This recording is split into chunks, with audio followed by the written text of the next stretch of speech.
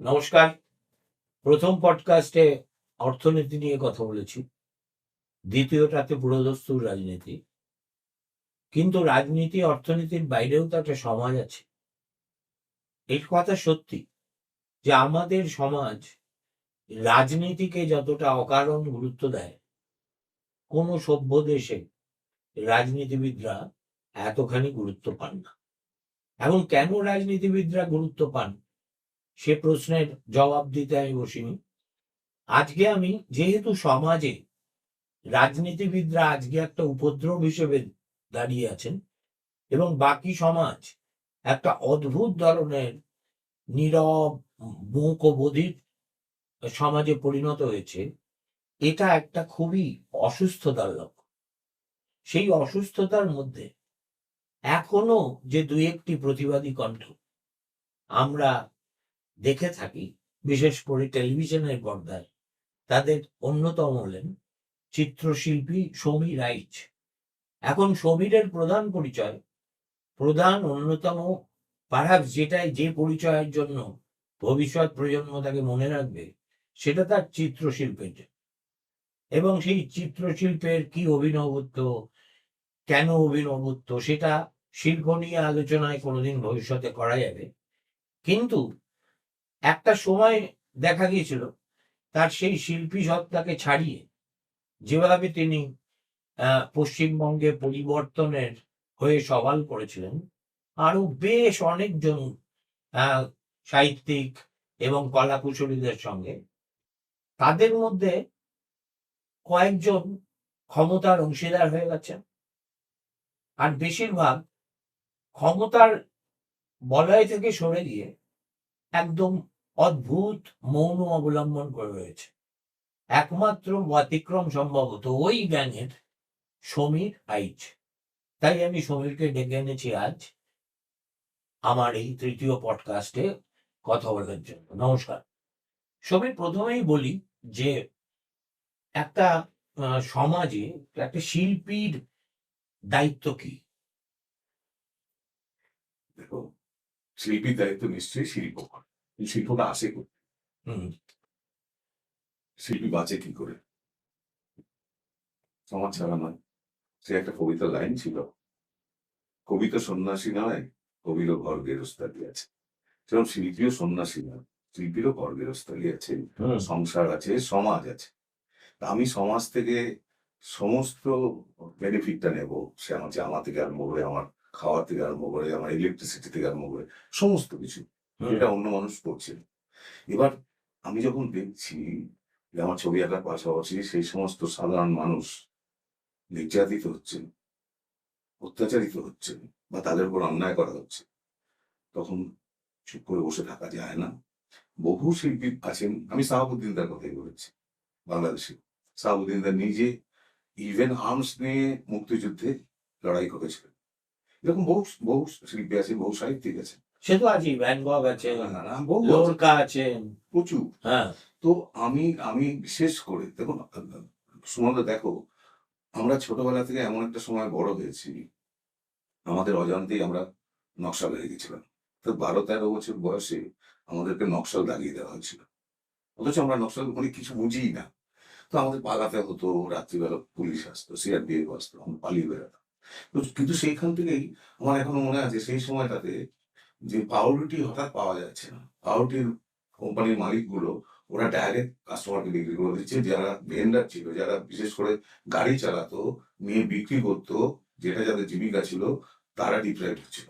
আমরা মাঝরাতে, রাত্রি 2-3টের সময়, সেই সময়টা সমস্ত পাউরুটিটা মালিকের থেকে নিয়ে ওদেরকে দিতাম যে ওদের দিয়ে ডিস্ট্রিবিউট করতে হয়। তো এই যে প্রতিবাদ করার একটা রক্তের মধ্যে আমার রয়ে গেছে। হ্যাঁ, স্প্রিয়া, এটা আমার রক্তের মধ্যে আছে। এটা এই নয় যে আমি ছোটবেলায় আমার সাথে কেউ অন্যায় করলে আমি তার প্রতিবাদ করতাম, সে যেই হোক, ইভেন আমার মার উপরে আমি প্রয়োজনীয় প্রতিবাদ করেছি। প্রতিবাদ করা মানে তো সবসময় মারপিট করা নয়, মুখে বলা যায়, অনেক কাজ দিয়ে বোঝানো যায়।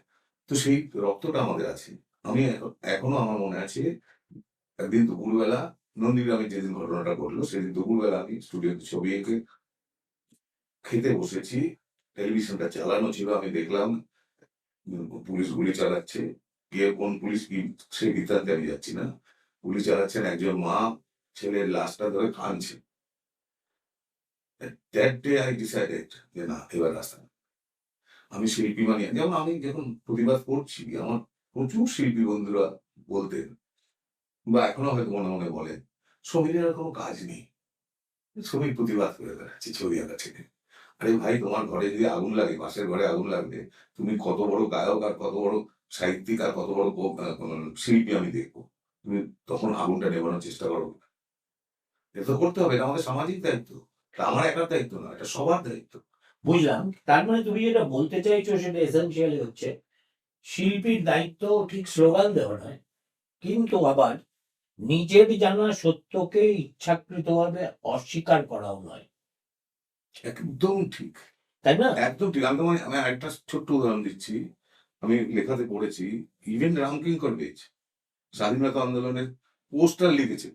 হুম আমি রবীন্দ্রনাথের নাম বলছি, সবাই জানেন। হুম তো এইগুলো তো, এটা দায়িত্ব। তার মানে আমার শিল্প কম হয় না। আমি কাদের নিয়ে শিল্প করি, কাদের জন্য শিল্প করি? আমি মানুষ নিয়ে ছবি আঁকি, মানুষের জন্য ছবি আঁকি। আমার অনেক বন্ধু আছে যারা বলেন আমরা মানুষের জন্য ছবি আঁকি। আমি জীবনে দেখলাম না যে মানুষ যখন এইভাবে মারা যাচ্ছে, মানুষকে যখন এইভাবে অত্যাচারিত হচ্ছে মানুষ, তখন তারা রাস্তায় নেমে প্রতিবাদ করছে। তারা কিন্তু চায়ের টেবিলে বা অন্যরকম কালারফুল টেবিলে তারা ঝড় তুলে দিচ্ছে। তারা তখন ওইটা মনে করছেন না যে না, শ্রমিক ঠিক করছে। তারা একবারও বলে না যে শ্রমিক তুই ঠিক কাজ করছিস। বরঞ্চ সাধারণ মানুষ আমাকে বলেছেন, দিনের পর দিন এখনো বলেন যে দাদা আপনি যা বলেন আমরা একটু শুনি, কারণ আপনি যা বলেন সেটা মনে হয় আমাদের মনের কথা। এইটুকুই তো। হুম তার মানে কি দেখো, এটা তো যা সত্য সেটাকে জেনেও সেটাকে অবহেলা করা হচ্ছে, এই সেটা শিল্পীদের কাছ থেকে সম্পূর্ণ অপ্রত্যাশিত। এখানে আমি শিল্পী ব্যাপক অর্থে বলছি, তার মধ্যে সাহিত্যকেও রাখছি, তোমার নাটককেও রাখছি, গদ্যকারকেও রাখছি, পদ্যকারকেও রাখছি, চিত্রশিল্পী, ভাস্কর, সবাইকে রাখছি। এখন তার চেয়েও যেটা বিপজ্জনক সেটা পশ্চিমবঙ্গে যেটা এই জমানায় দেখছি, সেটা হচ্ছে একদা শিল্পী, সাহিত্যিক বা নাট্যকার হিসেবে যাদের পরিচয় ছিল, তারা এখন শিল্পীকে ক্ষমতার বিরোধী হতেই হবে এমন কোনো দাসখত নেই, কিন্তু শিল্পীর সবচেয়ে বড় অপরাধ হলো আমার মতে যখন ক্ষমতার ভাষাকে নিজের ভাষা বানান। কি মনে হয়? একদম ঠিক কথা। তার কারণটা হলো, দেখো আমরা বলি না, আমরা এই যে আমি বলছি ব্রাত্য বসুর রূপান্তর, এখন প্রত্যেকটা কথায় মাননীয় মুখ্যমন্ত্রী, আমাদের সেনাপতি, এই সম্বোধনগুলোর সঙ্গে উইঙ্কেল টুইঙ্কেল মেলা বা ব্রাত্যজনকতা এর মেনে কি? না, মেলে না। কারণ ব্রাত্যকে আমি প্রচন্ড ভালোবাসতাম, কারণ একসাথে আমরা লড়াই করেছি আমার ছোট ভাইয়ের মতো। এবং ওর গুণ নিয়ে আমার কোনো প্রশ্ন নেই, ওর লেখা নিয়ে আমার কোনো প্রশ্ন নেই। কিন্তু ওর যেটা তারপরে হয়ে গেল, সেটা আমাদের কাছে অপ্রত্যাশিত। দ্বিতীয় কথা হলো যে দেখো, বহু মানুষ আমরা দেখলাম পরিবর্তন হওয়ার পরে পাল্টে গেলেন।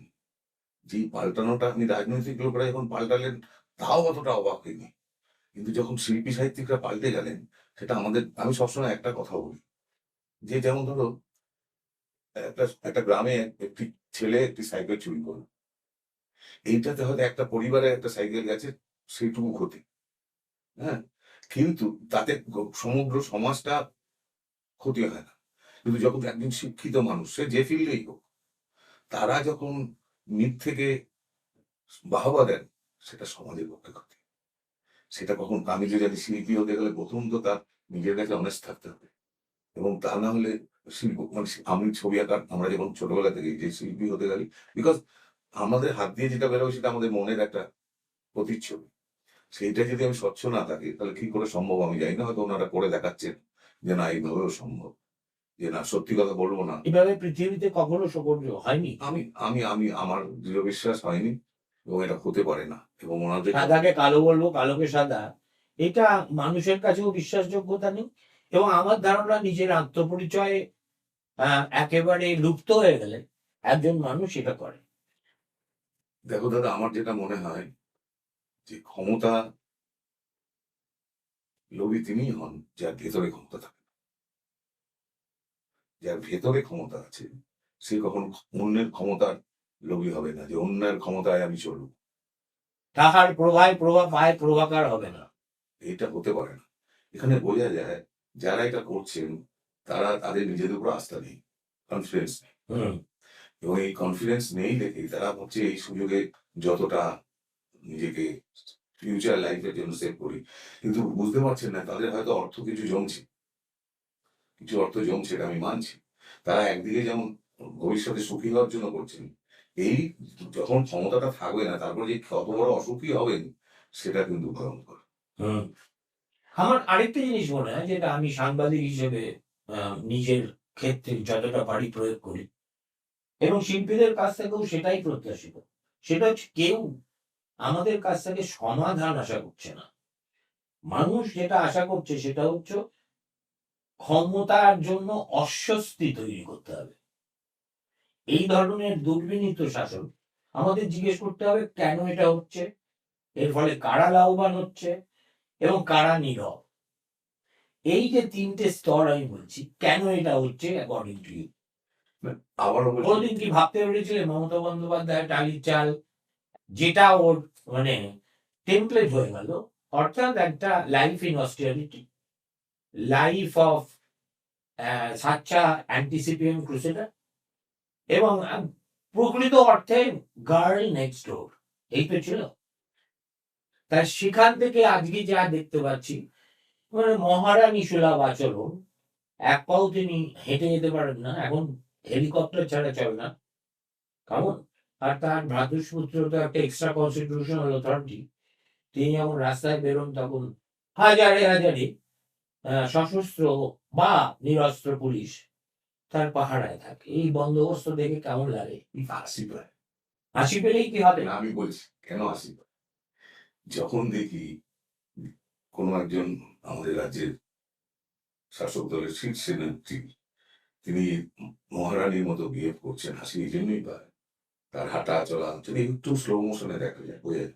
কেন একজন রানী, যদি আমরা রানীর সাথে তুলনা করি তাহলে একজন রানী দীর্ঘদিন মানে রাজার ফ্যামিলিতে থেকে তিনি বড় হন।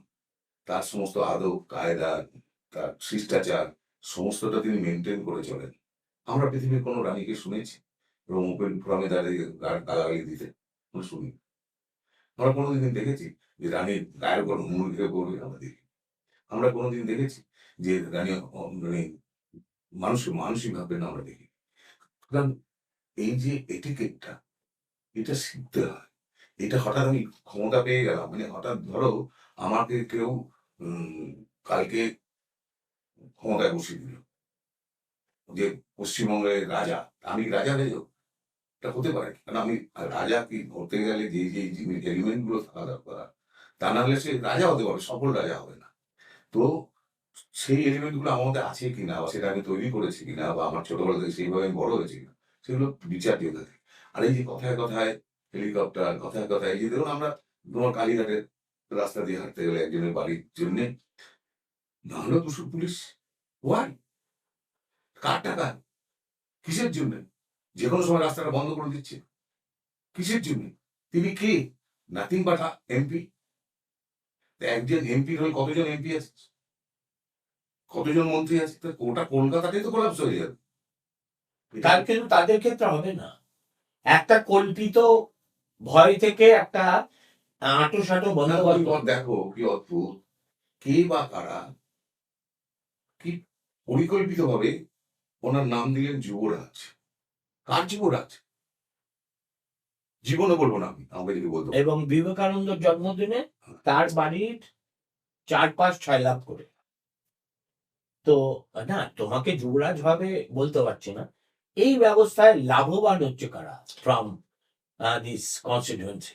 দেখো লাভবান হচ্ছে, নাম করে বলো। Bratya has become part of it. না না, এটা সবাই পার্ট।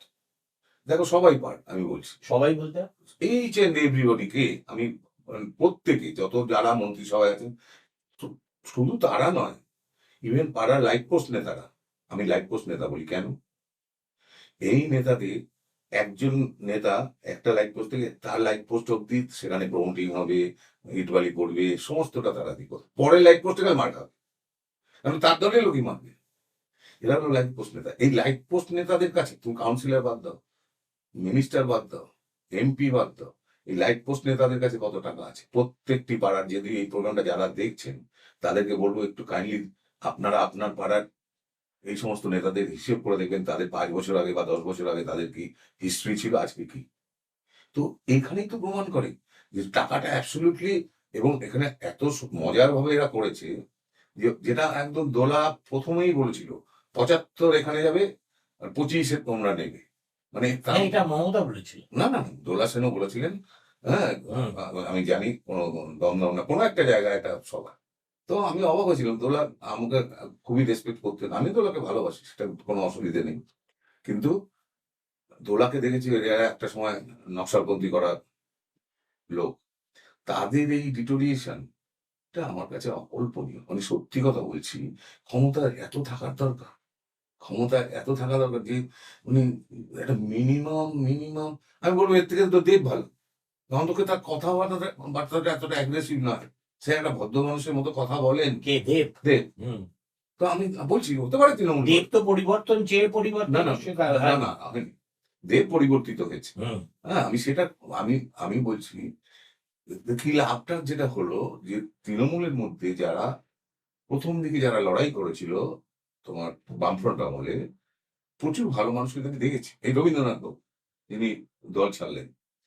পঙ্কজ বন্দ্যোপাধ্যায়। হ্যাঁ, আমি আমি বলে দিচ্ছি যে পরপর আমি পঙ্কজ এই পাশে, রবীন্দ্রনাথ বাবু বর্ধমান, না, ইয়েতে হুগলি। হুগলি। হ্যাঁ, আমি গেছি ওনার বাড়িতে গেছি। হ্যাঁ, হ্যাঁ, তো রবীন্দ্রনাথ চট্টোপাধ্যায়। এরকম প্রচুর মানুষ আছেন যারা সত্যি সত্যি একটা গোটা পশ্চিমবাংলায় যে আমরা একটা সুস্থ সমাজ চেয়েছিলাম।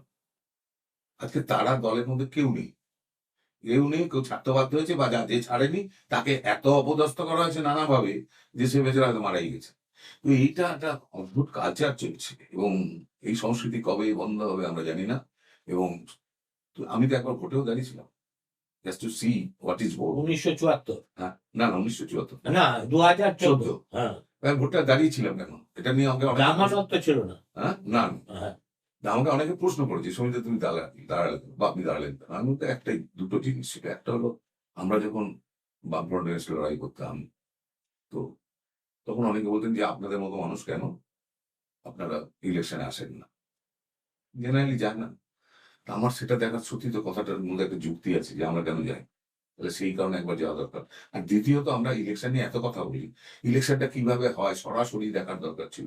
আমি যাদবপুর কনস্টিটিউয়েন্সিতে ছিলাম, মোটামুটি ধরে না ত্রিপুরা থেকেও প্রায় বড়, সেই আমলে প্রায় 19 লক্ষ ভোটার ছিল।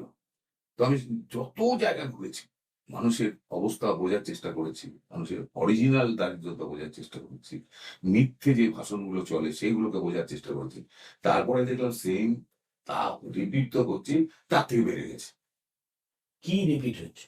সমস্ত কিছু। ক্ষমতার যে আগে যেটা ছিল এলসি গুলো করতো বামফ্রন্ট আমলে, আর সেটা এখন পাড়ায় পাড়ায় যে পার্টির ঘরগুলো আছে, লাইট পোস্ট। লাইট পোস্ট গুলো, light post to light light post. Post to light এটা পোস্ট। ভালো বলেছে। হ্যাঁ, তো এটা এটা করছে, এবং করতে গিয়ে যেটা হচ্ছে যে আমাদের সুস্থ সংস্কৃতিটা চলেই গেল। দেখো আমি বামফ্রন্টের সমালোচনা করেছি প্রচুর, আজও করি, কিন্তু যেটা সমালোচনা করা যায় না, যেমন ধরো বামফ্রন্ট পুজোর সময় প্যান্ডেলে যেতেন না ওরা, কিন্তু একটা অথচ তোমার বইয়ের স্টল করতে। হুম। আর এটাও ঠিক, পুজো তো ওরা ডিস্টার্ব করতো না, না না, কোনো প্রশ্নই নেই। করতো না। বামফ্রন্টের প্রচুর মিনিস্টার আমি চিনি যারা আজ অব্দি কিন্তু রীতিমতো দারিদ্রতার লেভেলে সেই, হ্যাঁ, বামফ্রন্টের কিন্তু তার মানে সবাই সৎ ছিল নিশ্চয়ই না, প্রচুর এলসি কিন্তু মেম্বার এরকম বেপরোয়া এরকম বেপরোয়া ছিল না, এরকম বেপরোয়া ছিল না। যেটা এই কিছুদিন আগে আমি একটা অনুষ্ঠানে বলছিলাম, যে আমি বলছিলাম যে সিংহ সম্পর্কে, যে এটা এখন মনে হয় সেটা ভুল আছে কেন। দেখো সেই বামফ্রন্ট যেটা লাস্টের দিকে উদ্ধব রিয়েলাইজ করেছিলেন যে আমাদের রাজ্যে শিল্পগুলো চলে গেছে, কার জন্য হয়েছিল? তত তৃণমূল ছিল না, গেছিল এদের জন্যই। হুম। এদের যে জঙ্গি আন্দোলন, তুমি বলো না তোমার আমার এই এলাকা থেকে বড় বড় 5টা 6টা কোম্পানি, বড় বড় মানে রীতিমতো মাল্টি ন্যাশনাল লেভেলে, তারা সব উঠে গেল কেন আজকে? তারা কিন্তু সেই বামফ্রন্টে বুদ্ধবাবু একমাত্র রিয়েলাইজ করেছিলেন যে মানুষকে সুস্থ রাখতে গেলে, মানুষকে চাকরি দিতে গেলে ইন্ডাস্ট্রি প্রয়োজন, বড় ইন্ডাস্ট্রি বড় সবার বড় আগে। ইন্ডাস্ট্রি, হেভি ইন্ডাস্ট্রির প্রয়োজন। সেই জন্য উনি মুভ করেছিলেন। সব ঠিক, আমাদের প্রতিবাদটা করেছিল, আমাদের প্রতিবাদ ছিল যে আমরা যেগুলো ব্যারেন ল্যান্ড বলছি, আমরা নিজেরাই বলছি, সরকার বলছে হ্যাঁ, সেখানে রাস্তা আছে, ঘাট আছে। সেটা আমি কথার কথা বলছি, সেটা পুরুলিয়া হতে পারে, বাঁকুড়া হতে পারে, যেখানে কোনো চাষ নেই, বাস নেই, ৮-১.৫ বছর চাষ হয় না। সেই জায়গায় করা যেত। উল্টো এটা ৩ ফসলের জন্য কেউ, কেউ বলে ৪ ফসলি। সেইটাতে করতে হবে। এইটা নিয়ে খালি জায়গাটা নিয়ে আপত্তি ছিল। কিন্তু এটার পেছনে যে পলিটিক্যাল স্বার্থটা ছিল বা পলিটিক্যাল যারা গেইন করলেন, সেটা কিন্তু আমরা নয়। কেন দেখো, এটার পেছনে শুধু মমতা ব্যানার্জি যাননি। কংগ্রেস ছিল, বিজেপি ছিল, শ্রমিক প্রতিদ্বন্দ্বী শ্রমিকদাকে নেই, ওনার আত্মার প্রতি আমি শ্রদ্ধা জানাই। তো সবাই ছিলেন, নকশালরা ছিল। নকশালরা ছিল, সবাই ছিল। তা নাহলে এটা সম্ভব হতো না। না নাহলে সম্ভব হতো না সরকারকে আটকানো। তো কিন্তু বেনিফিট একজন নিলেন। কিন্তু নিয়ে কি করলেন? উনি যা যা প্রতিশ্রুতি দিয়েছিলেন, ঠিক তার বিপরীত মেরুতে চললেন। এটা আমাদের সেইটা তখন মনে হয় যে এই আন্দোলনটা আমাদের পিছু। না, এখন কথা হচ্ছে দেখুন, এটা তুমি যখন বলছো সেটাও সত্যি। তেমনি রাজ্যের মানে গভীরতম সর্বনাশ ডেকে এনে নিজের এইটুকু ক্ষুদ্র রাজনৈতিক স্বার্থ রক্ষার জন্য তিনি তো পশ্চিমবঙ্গে গত ১৫ বছর শিল্প হতে দেননি। হ্যাঁ, এবং বুদ্ধবাবু যদি প্রথম কথা হচ্ছে আহ, এখন আমি আর রেট্রোস্পেক্টিভলি ওখানে আলোচনা করতে গেলে অনেক কথা বলতে হয়, কিন্তু মূল কথাটা হলো বুদ্ধবাবু বুঝেছিলেন যে এই যে এত লক্ষ লক্ষ বেকার, এই যে এত আহ, আমরা খুলেছি ইউনিভার্সিটি, অমুক তমুক টেকনোলজি ছেলেমেয়েগুলো যাবে কোথায়? যাবে, সুতরাং তাদেরকে যদি রক্ষা করতে হয় এবং তাদের আমি সেটা বললাম। প্রজন্মকে সুরক্ষিত করতে হয়, তাহলে উই ওয়ান্ট ইন্ডাস্ট্রি, ১ নম্বর। ২ নম্বর হচ্ছে ইন্ডাস্ট্রি কখনো তোমার স্বার্থ দেখে আসবে না। যে পার্টিকুলারলি বড় industry will come where return is assured. Definitely. সেটা তোমার বাংলো জানো মধ্য একদম। কিচ্ছু যায় আসে না। সুতরাং এই যে সিঙ্গুর, এটা কিন্তু বুদ্ধবাবুর চয়েসও ছিল না। দেবার ফার্স্ট শোন খড়গপুর, তারপরে ওই দিকের কতগুলো জায়গা, এমনকি সিঙ্গুরের যে স্পটটা আমরা করেছিল তার উল্টো দিকেই জমি ছিল, হ্যাঁ, সেটাও দিতে চেয়েছিল। কিন্তু tata is tata, tata did not agree. ওই সিচুয়েশনে একটা হতভাগ্য রাজ্যের মুখ্যমন্ত্রী, যিনি অনেক কষ্টে একটা মস্ত বড় শিল্প প্রতিষ্ঠান পেয়েছেন, তিনি কি করতে পারেন? এই প্রশ্নটাই তো কেউ যায়নি। এইরকম একটা হবসন্স চয়েস এলে কি করতে? আমার মনে হয় যে জিনিসটা ঠিক করে প্রোপাগেট হয়নি, একদম। পদ্ধতিগত ট্রিমেন্ডাস ভুল ছিল, এবং ৩ নম্বর হচ্ছে সরকার ওয়াজ ইন আনডিউ হারি, আর উইলিং আনউইলিং এর গল্পটাকে ঠিক করে প্রজেক্ট করতে পারে। এটা বেশিটাই হচ্ছে অ্যাডমিনিস্ট্রেটিভ। দেখো, আমি একদম তোমার সাথে একমত। কেন? প্রথম কথা, ওখানে ৩টে ক্যারেক্টার আছে।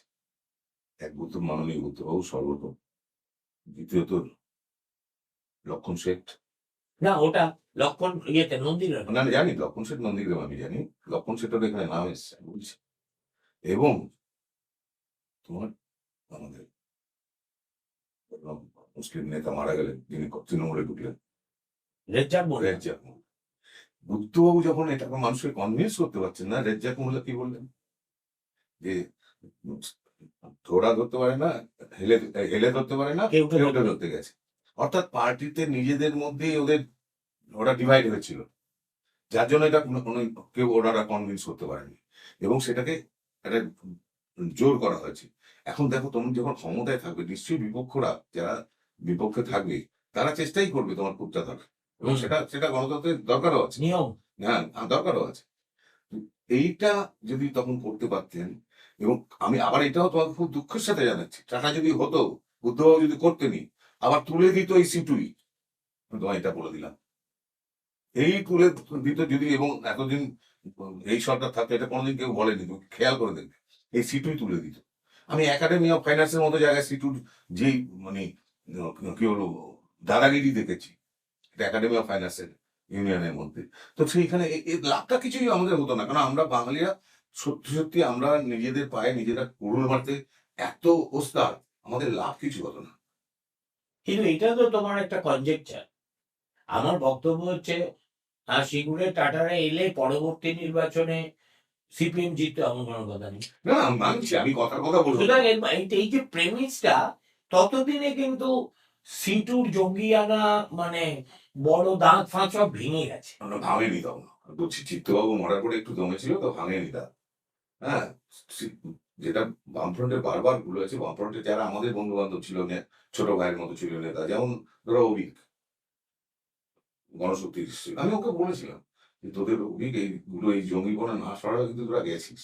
প্রতি কথাতেই দাদাগিরি, এটা চলতে পারে না। আগে দরকার ছিল এই দাদাগিরিগুলোকে ভাঙার। যেই দাদাগিরি আজকে চলছে, ঠিক সিপিএম যেমন ভাবছে, আজকে বুঝতে পারছে দাদাগুলো ঠিক ছিল না, আজকে রুলিং পার্টি ঠিক সেম করছে, তত ঠিক করছে। এটা খুব আনফর্চুনেট।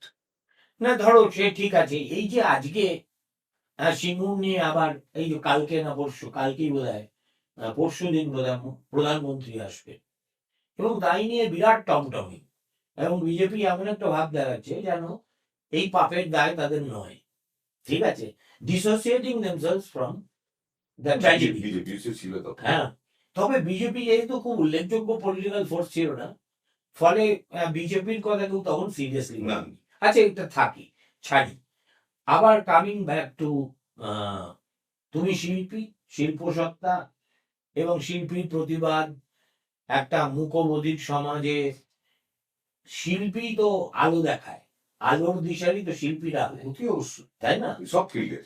এই যে ধরো আজকে পশ্চিমবঙ্গের আহ, প্রথম কথা, বুদ্ধিজীবী বলে আর কেউ বেঁচে নেই কার্যত। একদম। আর যাদেরকে বুদ্ধিজীবী বলা হয় সেটা একটা মিসনোমার, এসেনশিয়ালি ফরচুন সিকার্স, যারা আরো 10টা কাজের সঙ্গে একটু শিল্পকলার মধ্যেও থাকেন, কিন্তু এরা কেউ জাত শিল্পী আমি এদের কাউকে বলতে পারবো না। জাত শিল্পী উইল বি লাইক হুসেন, যাকে বিদেশে গিয়ে মরতে হয়। হ্যাঁ, কিন্তু তার ছবি কিন্তু তিনি উইথড্র করেন, আর কখনো বলেননি যে এটা আমার দারুণ ভুল হয়ে গেছে। মানুষটাকে শেষ পর্যন্ত কাতার না কোথায় গিয়ে থাকতে হলো এবং মারা যেত। প্রথমে দুবাই গেলে তো। তো এইরকম ইতিহাসে অনেক আছে, কিন্তু আনফর্চুনেটলি বাংলায় কিছু নাই। না। তো এখানকার শিল্পীরা এত ক্ষমতা কেন্দ্রিক কেন? যখন বুদ্ধবাবু ছিলেন তখনও একদল ছিল, হ্যাঁ, তাকে ঘিরে ঘুরঘুর করতো, আর যাদেরকে আমরা বলতাম ওই নন্দন ক্লিক, ঠিক আছে। আর একটা ছিল যারা ধান্দাবাজ ব্যবসায়ী কুল, প্রধানত যাদেরকে বলতাম চন্দন ক্লিক, ঠিক আছে। এই দুটো ক্ষমতার কেন্দ্রবিন্দু ছিল। এখন তো আমি খালি ভাবি যে এইরকম একটা অশিক্ষিত, দুর্বিনীত, যারা বুঝতেও পারেননি, ধরে নিচ্ছি I am giving them benefit of doubt, তাদের তো 6 মাসের মধ্যে বুঝে যাওয়া উচিত ছিল যে যে মূর্তিটাকে দেখে তারা প্রতিমাটা হয়েছিলেন সেটা আসলে খড়। তারপরেও লোকে এত 13, 14, 15 বছর ধরে টিকে আছে কেন? আমার এই উত্তরটা খুব সুন্দর একটা উত্তর আছে। দেখো, যখন এই সরকার আসলেন, প্রথম দিন মাননীয় মুখ্যমন্ত্রী মঞ্চে, সেই মঞ্চে আমিও ছিলাম। তো আমরা, কারণ আমার একটা মনে আছে পরিষ্কার, যখন আমরা আন্দোলন করছি তখন বলতো, তখন রিপোর্টাররা তো বুঝে গেছেন যে এই সরকারটা থাকবে না, তৎকালীন সরকার। আমাকে বলতো, শুনতে পরের সরকার আসলে যদি দেখেন এরকম অন্যায়, আপনারা কি করবেন? আমার লোক কে কি করবে জানি না ভাই, আমি সেম প্রতিবাদ। তো যাদের আমি ঠিক করেছিলাম 6-7 মাস আমি কিছু বলবো না। ঠিক 9 মাসের মাথায়, আমার মনে থাকতে পারে, আমি সুনন্দ সান্যাল, পার্ক স্ট্রিটের মেয়েটির নাম সুজিত, আমি নাম বলে দিচ্ছি পরে। হ্যাঁ, যখন এই ঘটনাটা ঘটলো, প্রথম আমি আর সুনন্দ সান্যাল ওপেন জায়গাটা বলে দিচ্ছি, একাডেমির উল্টো দিকে যে মাঠটা, সেইখানে আমরা প্রতিবাদ করি প্রথম। তারপর একের পর এক, তারপরে 13-তে তোমার সে মেয়েটি মারা হল, মেরে দিল তোমার।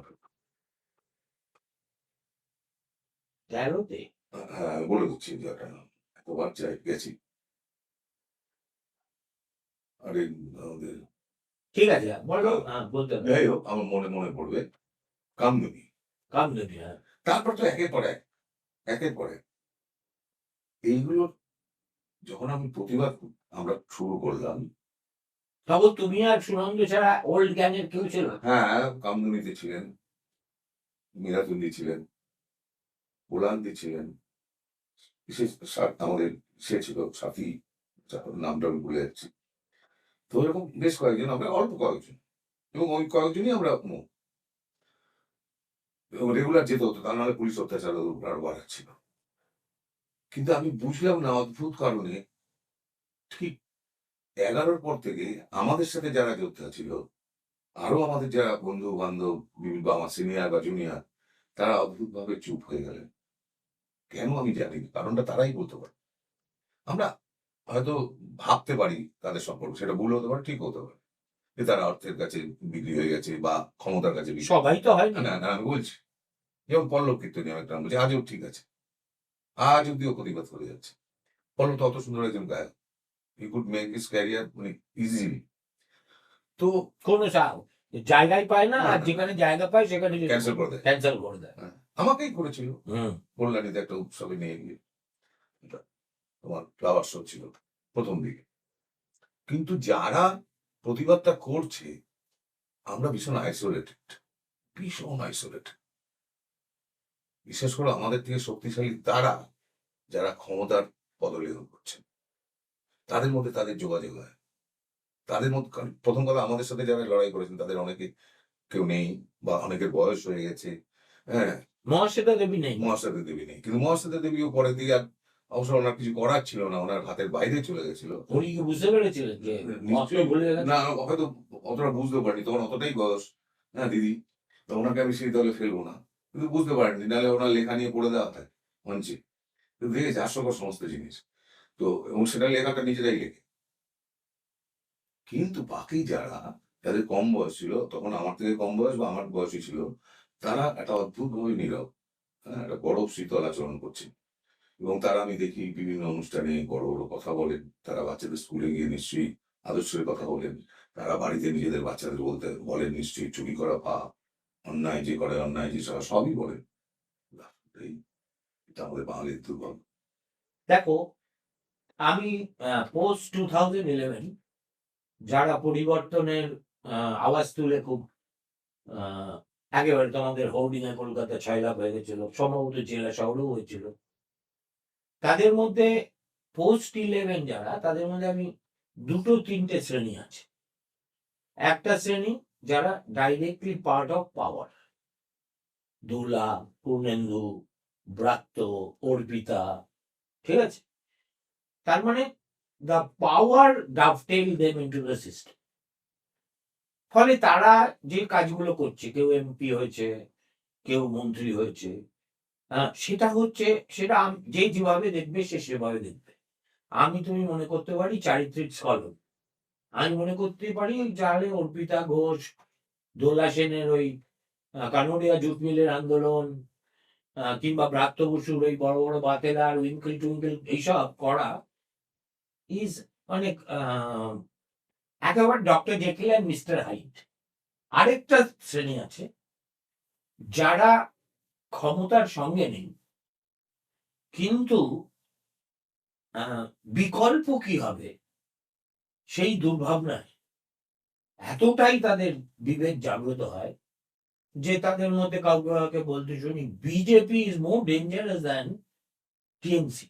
এগুলো তত্ত্বকথা হিসেবে খারাপ না, কিন্তু যখন একটা সিচুয়েশন আসে, যেটা তুমি বললে তোমার পাশের বাড়িতে আগুন লেগে গেছে, তখন জল হাতে কে এলো সেটা দেখবে, না জলটা ঢালাটাকেই অগ্রাধিকার দেবে? তোমার কি মনে হয়? একদম, অতি অবশ্যই আমি দেখবো কে আগুনটা নেভাচ্ছে। আমি বলছি তো, গান্ধনীতে জর্জ বেকার তখন বিজেপি করে, বিজেপিকে তখন খুঁজে পাওয়া যায়। জর্জ বেকার গেছিলেন, গিয়ে আমার শুনতে সরি, বিজেপি করে, বিজেপি করুন, সিপিএম ছিলেন, রমলাদিটাও গেছিলেন। যারাই আসুক, ওখানে অত বড় একটা অন্যায় হচ্ছে, তার প্রতিবাদ হোক, ওখানে ওটা বাঁচতে যাবো কেন? আর আমরা তো কোনো রাজনৈতিক দল করি না যে আমি ওই রাজনীতির দল। আমার যারা তৃণমূলেরও ভালো মানুষ আছে, আমি তাদেরকে ভালো বলি। সে আছে কি? সেটা আমি জানি না, তৃণমূলের দিদি বলতে পারবে। না তুমি বলো, তুমি বলে যারা ভালো মানুষ আছেন, দু চারটে নাম বলো তো দেখি, অফ হ্যান্ড। যারা ছেড়েছেন তাদের নাম বললাম। হ্যাঁ, যারা ছেড়েছেন তাদের। কিন্তু তুমি এই এই এই যে একটা পয়েন্ট অফ ভিউ, এই ধরো কৌশিক সেন, অপর্ণা সেন, বিভাসদা যেমন একদম চুপ করে গেছেন। বিভাসদার বয়সও হয়েছে, বিভাসদাকে আমি হিসেবের মধ্যে রাখছি না। এরা হচ্ছে একরকম। আবার শুভা প্রসন্ন হচ্ছে ক্ষমতায় নেই, কিন্তু ক্ষমতার আলোয় আছে, এবং তার ফলে এদের আজকে সমাজে যে সুনাম প্রতিষ্ঠা, লোকে যে চোখে দেখতো, আজকে জানো আমি একটা বই লিখেছি বুদ্ধবাবুকে দিয়ে, বুদ্ধং শরণম। সেই বইটার প্রচ্ছদ আঁকিয়েছি সুভাদাকে দিয়ে। আমি মনে করি একটা বড় শিল্পীদেরকে দিয়েছে। সেটা কেন আমি শুভা প্রসন্নকে দিয়ে আঁকিয়েছি, সেই জন্যই আমার বই অন্তত 50% বিক্রি হয়নি। সুমনবাবুর লেখা পড়তে খুব ভাল লাগে, কিন্তু এই যে যে শিল্পীকে দিয়ে উনি আঁকিয়েছেন, এর বই আমরা নেবো না বলে কারা বলছে? প্রচুর সাধারণ পাঠক। So this is a sense of rejection, যেটা কিন্তু তারা ইনভাইট করছে। এবং আমি বলেছি সুভাদা এই অবস্থায় কিন্তু খুব মুশকিল। মানে ইউ আর নো লঙ্গার এ সচল কারেন্সি, যে নিয়ে যাবে সে প্যাক খাবে। তোমার কি মনে হয়?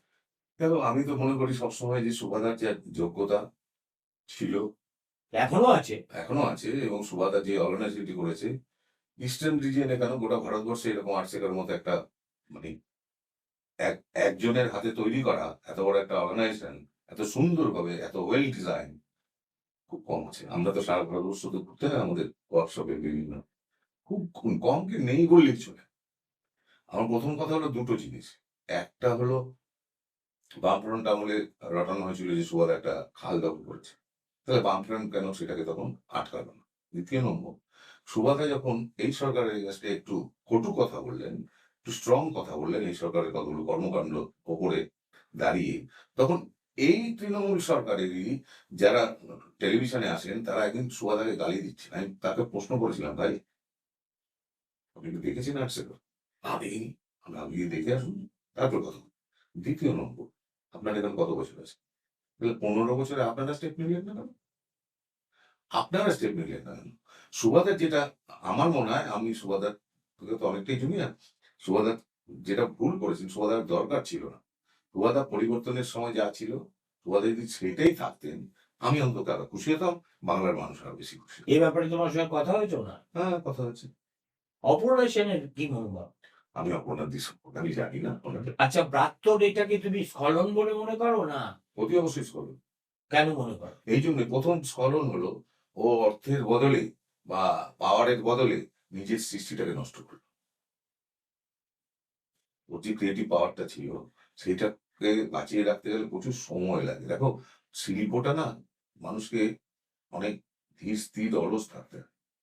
তুমি একটা গাড়ি চালাতে চালাতে তুমি একটা অসাধারণ ছবি আঁকতে পারবে না। হ্যাঁ, অনেকে করেন 1 মিনিটের মধ্যে ছবি আঁকলাম, সেটা অন্য জিনিস। আর একটা গাড়ি চালাতে চালাতে একটা শিক্ষণ যোদ্ধার মতো একটা গল্প লিখতে পারবে না। তো আমাদের লাইফটাতে যত আমরা, আমি আমার বিদেশি আর্টিস্ট বন্ধুদের বলেছিলাম, দেখো ভাই, বাঁচার জন্য তোমাদের শহর ভালো, ছবি আঁকা সাহিত্য করার জন্য আমাদের শহর ভালো। কেন? আমাদের শহর এতটাই বোকা যে তারা এখনো স্লো করে রেখেছেন, সেটা আমাদের পক্ষে লাভ হয়েছে। বুঝতে পারছো তো?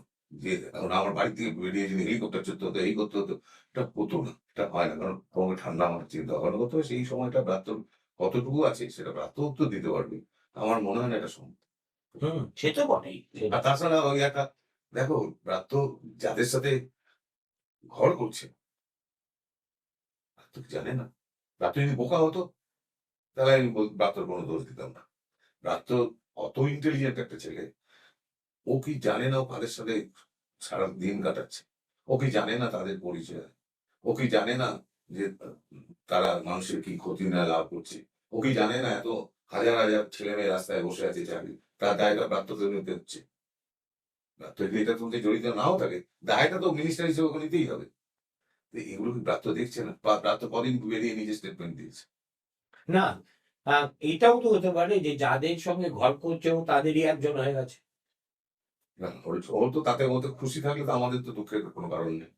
আমরা ওর ওয়েল উইশার হিসেবে বলতে পারি, আমরা নাট্যকার প্রাপ্তকে পছন্দ করি। বা নাট্যকার ব্রাত্যর মৃত্যু হয়েছে, এখন ধান্দাবাজ রাজনীতিবিদ ব্রাত্যর জন্ম হয়েছে। রাজনীতিবিদ হয়েছে কিনা এটা তো তৃণমূল হয়েছে। তুমি তৃণমূলের সঙ্গে রাজনীতিকে বিচ্ছিন্ন করো অতি অবশ্যই। কেন? রাজনীতি আর তৃণমূল এক। রাজনীতি কি তোমার চোখে তৃণমূল? আমার কাছে রাজনীতি হলো যেটা মানুষের ভালো করবে। আমি যদি দেখি সেটা হচ্ছে না, তাহলে সেখানে আমি থাকবো না বা চেষ্টা করবো সেটা সে তো করবো। ভারত সেবাশ্রম করে, হুম, রামকৃষ্ণ মিশন করে, হ্যাঁ। আলাদা করে রাজনীতিবিদ কি না, না, করে? রাজনীতিবিদ যখন বলছেন যে আমি দেশের হয়ে মানুষের জন্য কাজ করতে এসেছি এবং একটা ঝান্ডার তলায়, পতাকার তলায় এবং তারা একটা আমার দেশকে নতুন দিশা দেখাবো, সেটাই যদি পুরোটা ফেক হয়, সেই রাজনীতিকে আমি বিশ্বাস করি না। সেই রাজনীতিকে আমি বিশ্বাস করি না। আর যে এমন কোন রাজনৈতিক দল আছে ভারতবর্ষে যারা ফেক নয়? নেই তো, নেই তো। তোমাকে চয়েস করতে হবে সবচেয়ে বাজে, মাঝারি বাজে, একটু বাজে। এখন আজকে যে এখন একটু বাজেটাকে যে বিরোধীতে থাকে, এই একটু বাজেটা যখন বিরোধী থেকে ক্ষমতায় আসবে, ও সবচেয়ে বাজে হয়ে যাবে রাতারাতি। ট্রু। এটাই তো দেখতে পাচ্ছি না। যে যায় লঙ্কায় সেই হয় হ্যাঁ। রাবণী। না তবু ধরো আহ এদের ছাড়া তোমাদের সঙ্গে আর কারা ছিল যাদের কোনো সিগনিফিকেন্ট, যেমন কৌশিক সেন। কৌশিকের এই যে তীব্র বিজেপি বিরোধিতা, আর কবির সুমন, সে তো মানে বিজেপি বিরোধিতাকে একটা বুকের ব্যাজ করে ঘুরে বেড়ায় অনেকদিন ধরেই। এদের কবির সুমন লোকটাকে তুমি তো কাছ থেকে দেখেছো, আমাকে একটু বিশ্লেষণ করে বলো তো। দেখো দাদা, আমি তো হস্তরেখা বিশারদ নই। তো ওনাকে বিশ্লেষণ করা মুশকিল। তবে একটা কথা আমি নিশ্চয়ই বলবো, কাছ থেকে দেখে কি কবির মনে হয়েছে? কবির সুমনের গানকে আমি অসম্ভব শ্রদ্ধা করি, অসম্ভব ভালোবাসি। সবাই বলে, আমি না আমি শুনি, আমিও করি। আমি শুনি। কবির সুমন, আমি জানি না এটা ওনার যা ক্যারেক্টার, তাতে এগুলো যখন উনি অ্যালাউ করেন, আমি অবাক হয়ে যাই। আমি ওনার কাছে এটা আশা করি না। আমি চাইনি কবির সুমনের যে ভয়েসটা আছে, উনি যদি দৃঢ় কণ্ঠে চারটে সত্যি কথা বলেন, সেটা সমাজের সব মানুষ শুনবেন এবং ওনার সম্মানটা আরো অনেক অনেক বেড়ে যাবে। কৌশিক সেন, আমি ওকে বুঝতে পারি। আমি এটা বাবা হলে ওকে বুঝতে পারিনি। আমার এখন মনে আছে একটা মিছিল তৃণমূল সরকার আসার পরে একটা অন্যায় রেজিস্ট্রি, অনেকেই বেরোবে, অনেকেই বলছে শ্রমিকদের ডাকো। তো আমার কাছে এইটুকু খবর আছে, ওখানে যারা ছিল, আমি কৌশিক একা বলেছে বা কৌশিক বলেনি সেটা আমি জানি, কিন্তু ওখান থেকে একটা ডিসিশন না না শ্রমিকরাই ইলেকশনে দাঁড়িয়েছে, আর ইলেকশনে দাঁড়িয়ে কেউ অচ্ছুত নাকি? এটা কোনো যুক্তি হতে পারে যে তুমি ইলেকশনে দাঁড়াওনি দেখে তুমি পিউরিফাইড একদম আগমার্কা জিনিস, আর আমি একবার ইলেকশনে দাঁড়িয়েছি দেখে আমি অচ্ছুত? এই যে আর মানসিকতা, তাকে আমি, সে হতে পারে অভিনেতা, হতে পারে অনেক ইন্টেলেকচুয়াল, কিন্তু তাকে আমি সেই শ্রদ্ধাটা করতে পারি না। জয় গোস্বামী। জয় অতি অবশ্যই ভালো মানুষ, জয় অতি অবশ্যই ভালো মানুষ। জয়ের শারীরিক কারণটা একটা, সেটা আমরা জয় আমাদের বয়সী তো, ও প্রথম থেকে একটু অসুস্থ। একটু না, হ্যাঁ, অসুস্থতাই হচ্ছে ওর একটা। হ্যাঁ। তো সুতরাং জয়কে নিয়ে আমি কোনো রকম বিরূপ মন্তব্য করি না। আমিও করি না। আর ওর সত্যিই একেবারে আহ, নাচার লোক, এবং আমার মনে হয় ওর অন্তরাত্মা দগ্ধ হয়। কিন্তু এখনো দেখা হলে জয়ের সাথে, হ্যাঁ। জয় জানে আমি কি বলি। আমরা কিন্তু দুজনকে জড়িয়ে ধরি, হুম। বলে সঙ্গে একটু গান শোনাবে। এই যে আমাদের সেই ছোটবেলা, ও যখন জয় বড় হচ্ছে, আমি যখন সমীর হচ্ছি আমার পাড়ার নামের থেকে, তখন থেকে আমার বন্ধুত্ব। হুম, সেই দেখা হলে রানাঘাট আমল থেকে। রানাঘাট, ও তখন রানাঘাট, হাওড়াতে ওর এক বন্ধু ছিল, ওদের আমাদেরকে, আমি আমার ছোটবেলায় আমাদের যিনি মাস্টারমশাই ছিলেন, তিনি নাম করা কবি ছিলেন, কবি কেদার হরি। ওই যে কবিদের সাথে একটা আমার সংস্পর্শ ছিল ছোটবেলা থেকে। এই জন্য কবিদের সাথে আমার খুব ভালো যোগাযোগ ছিল, কার আজও আছে। কার সঙ্গে সবচেয়ে বেশি? শক্তিদা, সুনীলদা? সুনীলদার সাথে বহু রাত, এক দু রাত নয়, না হলেও 50, 60 বা 100 রাত। তো সুনীলদার মধ্যেও কিন্তু একটা একটা প্রতিবাদী সত্তা ছিল, অতি অবশ্যই ছিল। এবং সেটা খুব মার্জিত, পরিশীলিত, এবং একজন প্রকৃত শিল্পীর সঙ্গে মানানসই।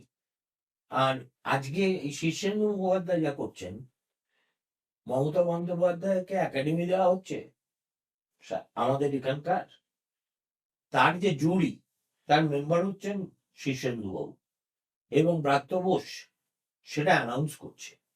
তো এর চাইতে কোনো প্যারোডি বা হরার কমেডি তুমি কল্পনা করতে পারো হ্যাঁ। ইফ আই অ্যাজ এ জাজ আর্টিস্ট আমি তোমাকে বলি এই যে একটা গ্রটেস্ক ছবি যেটা একদম সমাজের আন্ডারবেলিটাকে তুলে আনে, underbelly is not Anubrata Mondal, ও তো ঘোষিতভাবে গুন্ডা। Underbelly of the society today is this group of people masquerading as আমি তো তোমাকে আগেই OBC বললাম। না না, এটা এই দৃশ্যটাকে তুমি আঁকো। দেখো আমি এই দৃশ্যটাকে আমি এইভাবেই আঁকবো যে প্রথম কথা আমার একটা ছোটবেলা আমরা পড়তাম না যে বিভিন্ন রকম গল্প ছোট ছোট মজার। একটা স্কুলে একজন ইন্সপেক্টর গেছিল, সব ছাত্রকে জিজ্ঞেস করছে এই তুই কি হবি, এ বলে এই হবো, এই বলে এই হবো। না মাস্টারমশাই জিজ্ঞেস করছেন এই তুই কি, তোকে যদি ভগবান একটা পুরস্কার দিতে চাই তুই কি চাইবি? সবাই কেউ বলছে বিদ্যা। লাস্ট এই ছেলেটা এই তুই কি চাইবি, তোকে যদি ভগবান একটা পুরস্কার দিতে চাই? বলে স্যার আমি টাকা চাই। স্যার তো বেদ দিয়ে মেরেছে, এইটুকু ছেলে তুই টাকা চাইবি? ছেলেটা বলছে স্যার আমি কি অন্যায় করলাম স্যার, যার যেটা হবো আমার তো টাকার অভাব। না তা নয় স্যার, তো তার আগে বলেছি, স্যার বলেছি আমাকে যদি বলে আমি বিদ্যা চাই। ওই ও বলার পরে স্যার বলেছি আমাকে যদি বলে আমি বিদ্যা চাইবো। আমি কি ভুল বলেছি স্যার? বলে তুই বললি টাকা চাইবি? বলে হ্যাঁ স্যার টাকাই তো চাইবো। আপনি বললেন বিদ্যা চাইবেন, যার যেটা অভাব। বুঝছে তো, এই যার যেটা অভাব সেটা সমাজের এক শ্রেণী পাইয়ে দিচ্ছে। হুম, বুঝতে পেরেছি।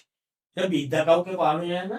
না না পেলে এত বিদ্যান হয় কি করে? আচ্ছা, এবং তাদের মধ্যেও একটা ডিসগ্রান্টলমেন্ট আছে, যেমন ধরো নৃসিংহ প্রসাদ ভাদুরীকে আজকাল কোথাও দেখা যায় না। শুনতে পাই যে শিক্ষামন্ত্রী তাকে এমন কাজই করেছেন যে তিনি হঠাৎ কক্ষচ্যুত তারকার মতো হয়ে গেছে, হতেই পারে, তাই না? হতেই পারে, যখন কাছে ছিল হুম। সেই সুদিনটার কথা বল। না মানে তবু একটা নৃসিংহদার মতো পণ্ডিত মানুষ। আমি মানছি, হ্যাঁ। কিন্তু যখন এত কিছু হওয়ার পরে ওদের কাছে ছিল সেই সুখের দিনটাই ভালো। ওকে, তো তুমি আজকে আহ, এখানে আছো, তুমি একটা আরেকটা কথা জিজ্ঞেস ভুলে যাবো, তুমি হঠাৎ এই কংগ্রেসের টিকিটে কেন দাঁড়িয়েছিলে বলতো? আবার বলছি যে আমার কে দাঁড়ানোর, তোমাকে অফার করেছিল আমি টিকিট? বলেছি আমার কোনো তো দাঁড়ানোর প্ল্যান ছিল না কোনোদিনই করে। তা নাহলে আমি বলছি টিএমসিও সেবার আমাকে বলেছিল, টিএমসি নিজেই বলেছে আমি তো দাঁড়ানোর কথাই না। আমি যদি তখন টিএমসি হয়ে দাঁড়াতাম, মানে লোকসভাতেই? হ্যাঁ আমি নাম বলে দিচ্ছি অরূপী, আমার অরূপ বিশ্বাস। কিন্তু আমি যদি তখন টিএমসি হয়ে দাঁড়াই, লোকে তো সমিতদা এমপি অর্জন এটা করছে, তাও দাঁড়াবো না। আমি তো ক্যাজুয়াল যেরকম এখনো যেমন ভাবতেই পারি না ভোটে দাঁড়াবো। একদিন রাত্রিবেলা আমাকে প্রথম ফোন করলেন, আমার সাথে তখন খুব ভালো ছিল মেঘ বেচারায়, সমীর তোমার সাথে তুমি অদিত অদিত চৌধুরী, প্রায় ১.৫-২ ঘন্টার ওরা আমাকে কনভিন্স করার চেষ্টা করো। ফোনে? হ্যাঁ, রাত্রিবেলা ১১টা থেকে রাত্রি ১:৩০-২টো হবে মিনিমাম। বলে শুনতে তোমার কোনো দায়িত্ব নিতে হবে না, আমরা বললাম তোমার একটা অভিজ্ঞতা হবে এইসব করে টরে লাস্টে দেখলাম না একবারে দাঁড়াই। একা তো দাঁড়ানো, একা দাঁড়ালেও কিছুই দেখতে পাবো না, মুভি করতে পারবে। ওটাতে যা মুভ করেছি সেটা তো, সেটা নিয়ে বললে তোমার এরকম ৩টে পডকাস্ট হয়ে যাবে। না বলো, না না আমি বলছি কেন আমি সেখানে 5 মিনিট বলো না, শুনবো এরপর। আমি তো দাঁড়িয়ে দেখেছি কিভাবে ভোট হয়। কিভাবে হয়? যারা প্রথম বললো ১০ লক্ষ টাকার বেশি বিজ্ঞাপন দেওয়া যাবে না প্রার্থীর, মিনি কে বললো? Election commission. হ্যাঁ। স্বগত দা ছিলেন, সুগত সুগত বোস আমার বিপক্ষে। না হলে ১০ কোটি টাকার বিজ্ঞাপন আছে। এই বিজ্ঞাপনটা কি হয়েছে, তৃণমূলের একটা সুবিধা হলো ওদের যে লাইভ পোস্ট পার্টি আছে তারা প্রত্যেকেই ভাবে আমি কিছু ইনভেস্ট করি তাহলে ওটার মাইলেজ পাবো, পরে আমি বেনিফিট পাবো। ১০ কোটি টাকা মিনিমাম আমি বলছি। দ্বিতীয় কথা, প্রচুর জায়গা ছিল যেখানে একে তো কংগ্রেসের ক্যাডার কম তখন, সংগঠন বলে কিছু ছিল না, তাতেও যে কটা ব্যানার এক রাত্রে লাগাচ্ছে ভোরের মধ্যে খুলে দিচ্ছে। ভোট দিতে যাওয়ার কোনো গল্প নেই, গ্রামের পর গ্রামকে ভোট দিতে দেওয়া হচ্ছে না। কোথায় সেটা? ভাঙর থেকে আরম্ভ করে গোটা ওই বেলটা, তুমি কামালগাছির থেকে ক্রস করলে ওই ওই দৃশ্য, বুঝতে পারছো তো?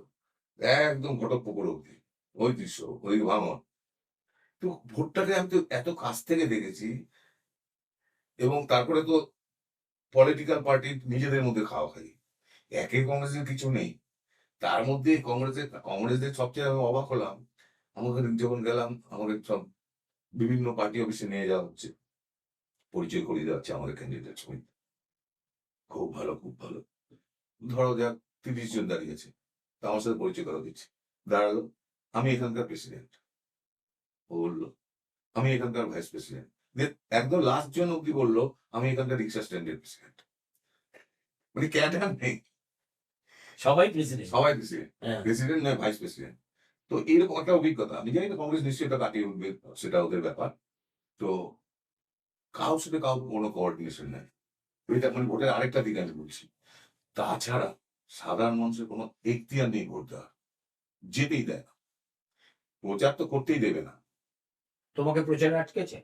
আমাকে বেশি পারেনি। আমাকে সাহস পায়নি। আমার সাথে পুলিশ থাকতো ২ টো। তাও ওদেরকে যার শরীর খারাপ হতো এদিকে ছেড়ে দেয়। তা যেহেতু আমাদের টেলিভিশনে হয়তো মুখটা ওদের এতটাই চেনা, সরাসরি কিছু বলছে না। আমাদের গড়িয়াতেই হয়েছে। এবং সেখানে কবি সুমন আমার হয়ে বক্তৃতা দিতে এসছেন। তো সবাটাই করতে দিল না। যারা দিল না তারাও আমার ছোট হলো। তাদের নামটাও বলছি না। কোভিড সুমন তোমার হয়ে হ্যাঁ, তৃণমূলের বিরুদ্ধে? হ্যাঁ, কবি সুমন তো তৃণমূলের বিরুদ্ধে। তো যার জন্য কবি সুমনের সাথে আমার কোনো খারাপ অভিজ্ঞতা নেই। কোভিড সুমন কে মানে কোন সময়টা তৃণমূলের বিরুদ্ধে ছিল বলো তো? আমি বলছি কবি সুমনকে, যখন কবি সুমনের হয়তো উনি এমপি ছিলেন, বলতো না ওনার টাকাগুলো, ওনার এখতিয়ারের টাকাগুলো তখন পলিটিক্যাল ওদের পার্টির লোকেরা বলতো আমাদের এই দাও, ওই দাও, আমরা এটা করবো, এটা করবো। না মানে এমপি ল্যান্ডের টাকা খরচ করার কোনো অধিকার এমপিদের নেই। নেই। হ্যাঁ, ওই কবি সুমনের সেই বিখ্যাত যেটা dialogue, ওই মিমিও বলেছিল। কবি যে সুমনের সেই ডায়লগটা মনে আছে? খাও, খাও, খাও, খাও। কাদের এগেইনস্টে বলেছে? কাদের দিকে আঙুল তুলে বলেছে? আবার ওই একই কবি সুমন বলেছে বাংলায় ঘরে ঘরে মন্দির তৈরি হবে মমতার নামে। যে তাও স্থাবকতারও শেষ। তাও যে মসজিদ বলেনি এটাই বেশি। হ্যাঁ, না মসজিদ বলেনি, আসলে চট্টোপাধ্যায় তো। না, না, সে আসলে না বলে তুমি কি করে বুঝবে? যাই হোক, আমি কবি সুমনে না, যাচ্ছি না। আমি ওই তোমাকে বলি যে এই যে direct political participation in election, তুমি ইলেকশন লড়েছো ইয়ার আমলে, তৃণমূলের আমলে, আর সারা জীবন ইলেকশন দেখেছো আমরা বড়ই ওই হ্যাঁ, বলো। সিপিএম আমলে। হ্যাঁ। সিপিএম আমলে দেখা নির্বাচন আর টিএমসি আমলে দেখা নির্বাচন, মূলগত পার্থক্য কি কি? কিচ্ছু মূলগত পার্থক্য নেই। সিপিএম সায়েন্টিফিক রিগিং কথাটা কে আবিষ্কার করেছিল? সিপিএমই করেছে। আর ওরা আবিষ্কার করেছিল বরুণদা, হ্যাঁ, যাই হোক, ওরা করতো। করতো। হুম, ওরা করতো। রিগিং শব্দটা শুনেছিলাম কবে? তবে রিগিং শব্দটা মানেটাই বুঝতাম। সে তো ৭২-এ হয়েছিল। হ্যাঁ। তো সিপিএম এইগুলো যা, যা আজকে মমতা ব্যানার্জি করছেন বা ওনার দল করছেন, তার পুরোটা না হলেও 70% তো সিপিএম করতোই। এটাতে অস্বীকার করার কোনো জায়গা নেই। হুম, সিপিএম আমলেও এখনো আমার মনে আছে হলদিয়াতে একজন ভোটে দাঁড়িয়েছে, পঞ্চায়েত নাকি সে, তার পরিবারের সামনে একটা থান দিয়ে আসা হয়েছে, একটা বুলেট দেওয়া হয়েছে। বিখ্যাত সেই ঘটনাটা। তো এগুলো করেছে। এগুলো করেছে, তার ফল এগুলো। বাঙালি আমরা তার ফল নিচ্ছি। আবার উনি যা করছেন, পরবর্তী যারা আসবেন কি করবেন আমরা জানি। কিন্তু আমি অতটা মানে তাহলে নৈরাশ্যের কথা বলছি না। তুমি সিপিএম কে ৭০ দিলে এদের কত দেবে? ১০০-২০০? তাদের এই টিএমসির ভোটকে? ভোটটা সত্যি ১০০-২০০ দিলে কম, একটু বাড়াতে হবে।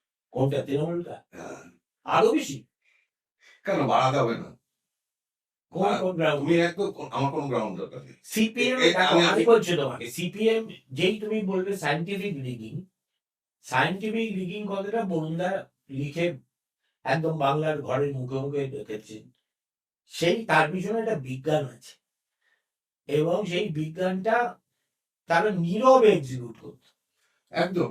এবং তাদের যে ল্যাম্পোস্ট টু ল্যাম্পোস্ট লিডার ছিল, যদি আমি লোকাল নেতাদের বলি, they were known for interfering in everything but not known for তোলাবাজি।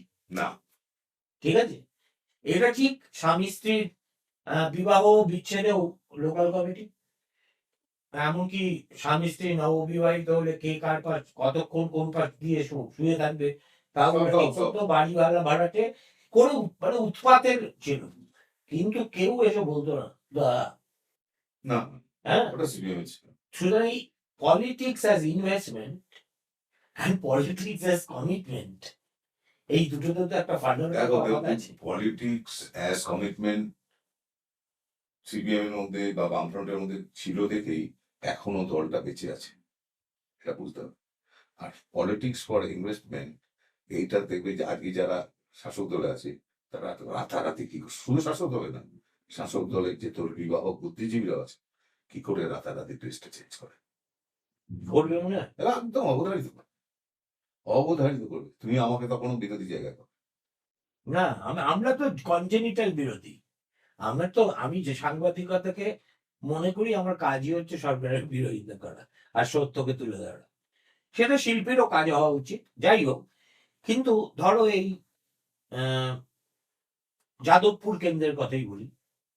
Jadavpur কেন্দ্র একটা মানে অদ্ভুত কেন্দ্র, যে কেন্দ্র বাংলার সবচেয়ে বড় উপদ্রবের জন্ম দিয়েছে।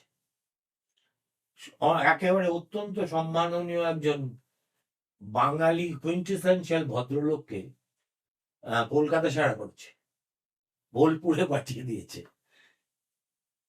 আবার মালিনীদির মতো রাজনীতিতে আনকোড়া তাকে দুবার নির্বাচন করছে।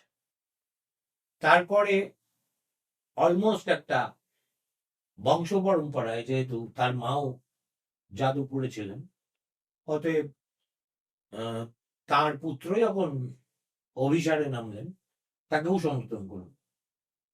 বুদ্ধবাবুকে হারিয়েছে এই যাদবপুর, মনীষ গুপ্তকে জিতিয়েছে। আমি এই কনস্টিটিউয়েন্সির চরিত্রটা বুঝতেই পারি। আমি একটা কথা বলি, দেখো যেদিন সিপিএম হারলো তখন সাংবাদিক বন্ধুরা বা ভাইয়েরা আমাকে যে প্রশ্ন করেছিল আমি যে উত্তরটা দিয়েছিলাম, আজকে আমি সেটাই বলছি। কি সেটা? সেটা হলো বুদ্ধবাবু মানে সুগত বসু জেতেননি, সিপিএম হেরেছে। মনীষ গুপ্ত জেতেননি, সিপিএম হেরেছে। অর্থাৎ সিপিএম মানুষের কাছে এতটা বীতশ্রদ্ধ হয়ে গেছিল। এই যে আমরা বলি না যে তৃণমূল সরকার এসছে, না, তৃণমূল সরকার আসেনি, বামফ্রন্টকে মানুষ বিদায় দিয়েছে। এইটা মাথায় রাখতে হবে।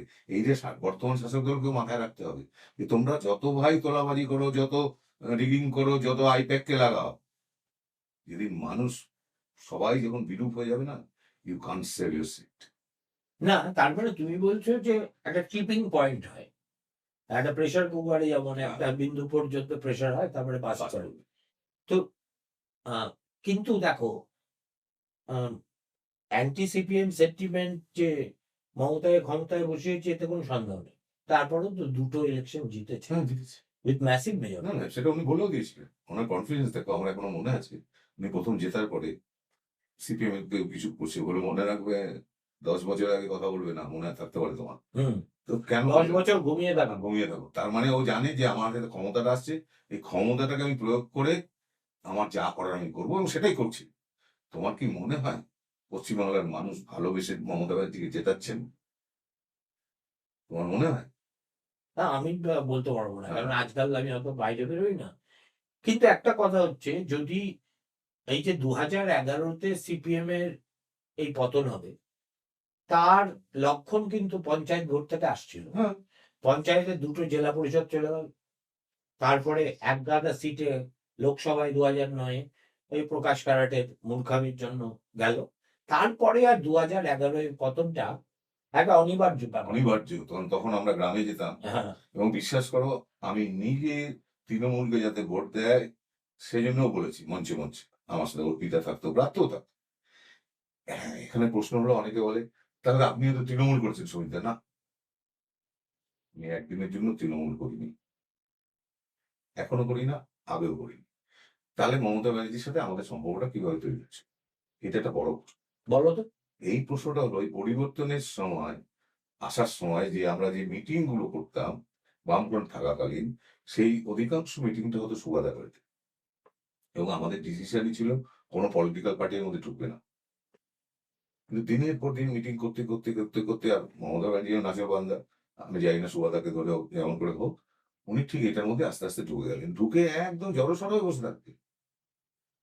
আমার এখনো মনে আছে 2009 জন উনি এমপি হলেন আবার। উনি মহাসচিব ছিলেন, কবির সুমন ছিলেন, সাবিনা ইয়াসমিন ছিলেন, আমি নামগুলো বলে দিচ্ছি। উনি হঠাৎ বললেন, আমি দিল্লি যাব না।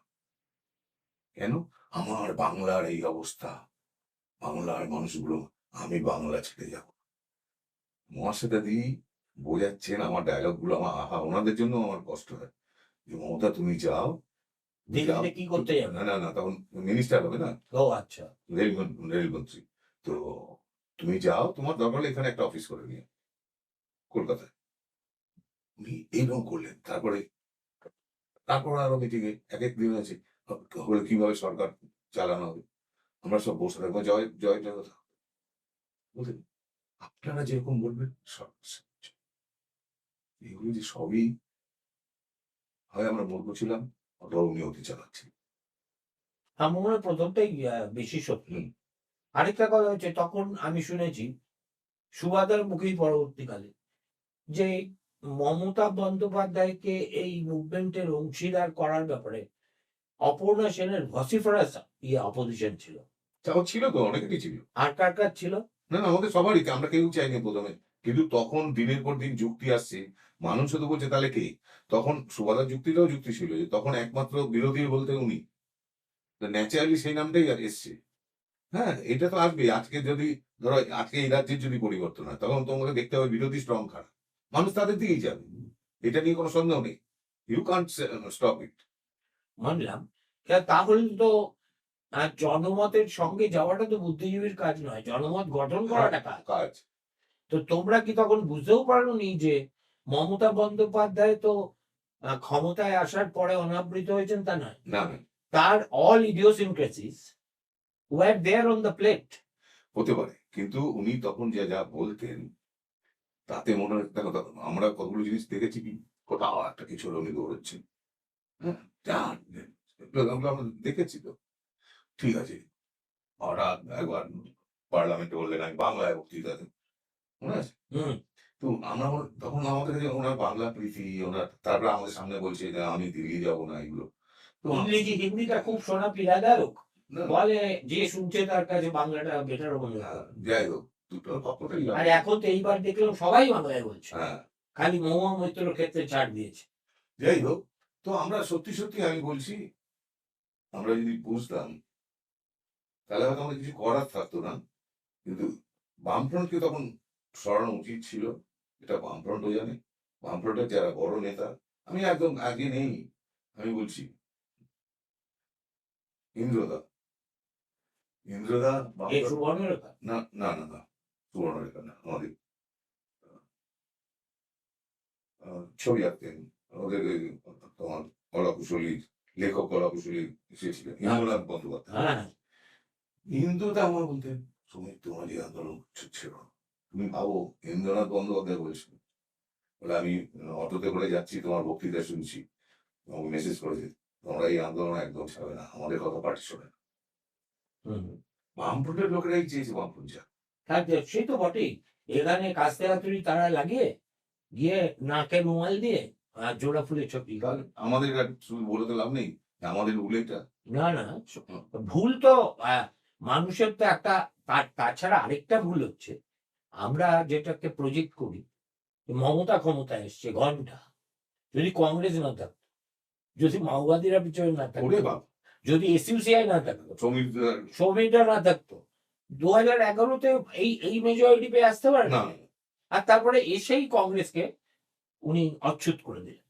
এই যে ওনার, যতক্ষণ পর্যন্ত ইউ সার্ভ আর পারপাস, তোমার মতো ভালো কেউ নেই, যে মুহূর্তে দ্যাট পারপাস আমার সম্পর্কে বাজে কথা বললেন কবে? যবে আমি দেখছি যে আমি পার্কশিটের ঘটনার নিন্দা করছি, কান্দনের নিন্দা করছি, আমার সম্পর্কে বলেছি।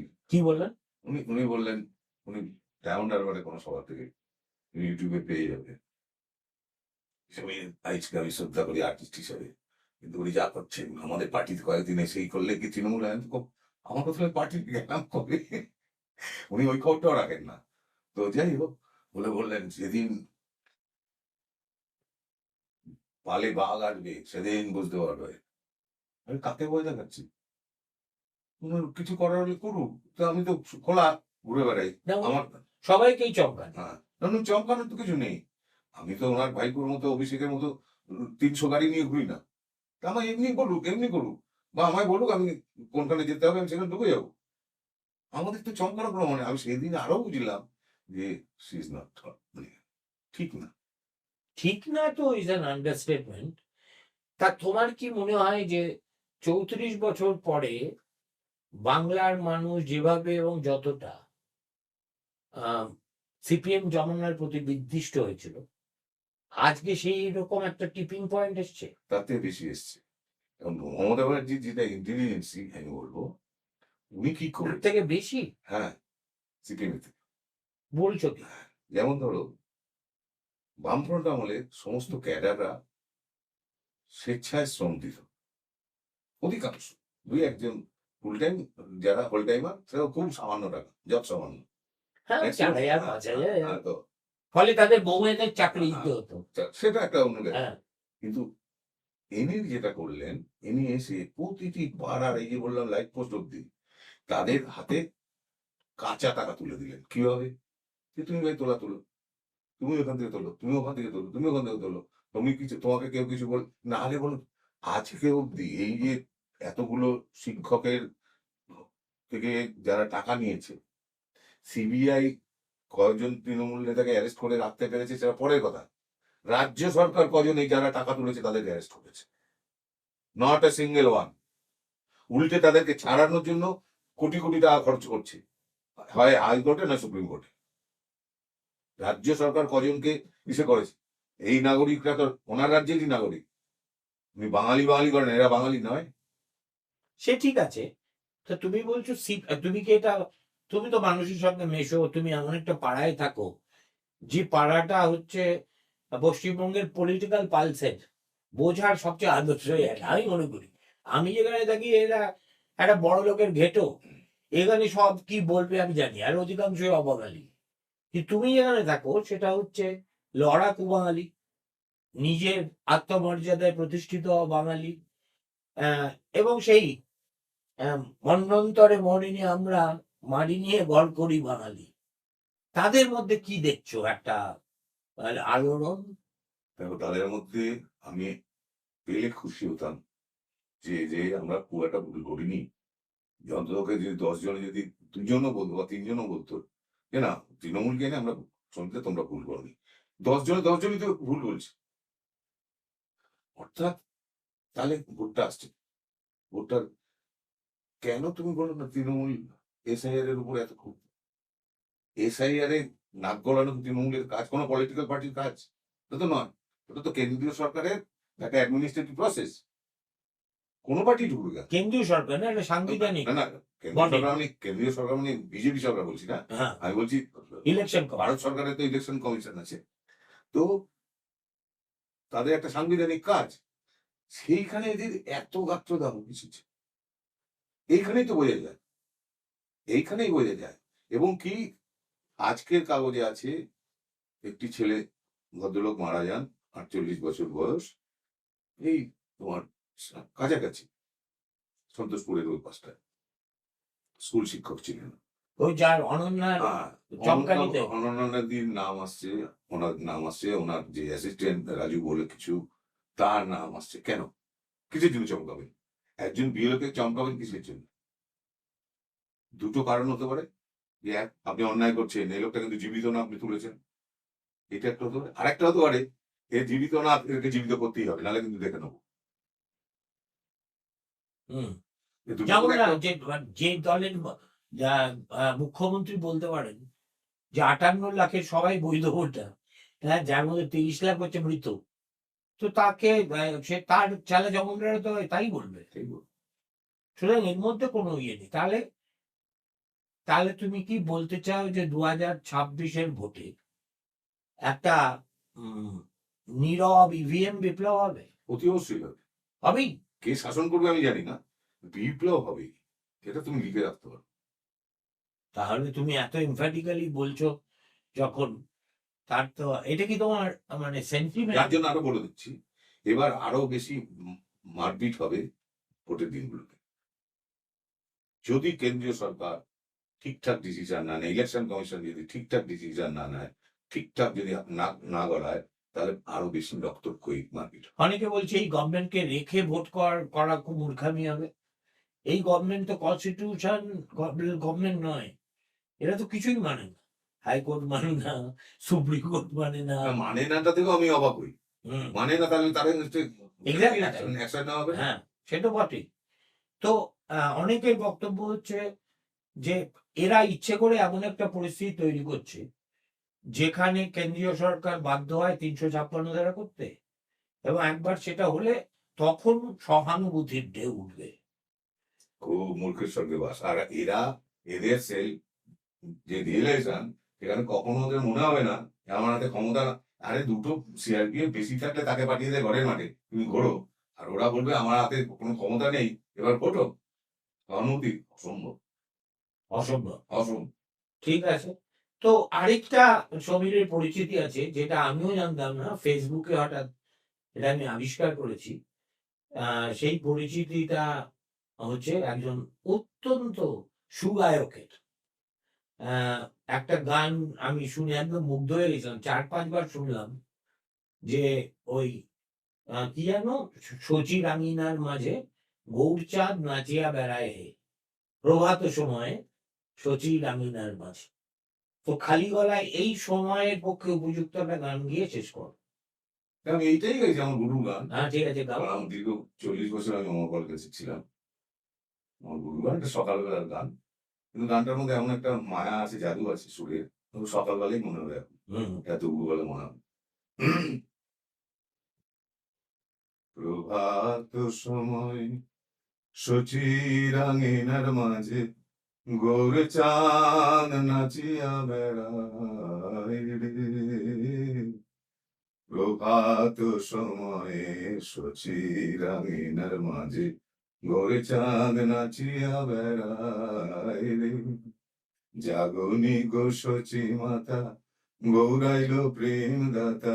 জাগনি গো শচী মাতা, গৌরাইল প্রেম দাতা।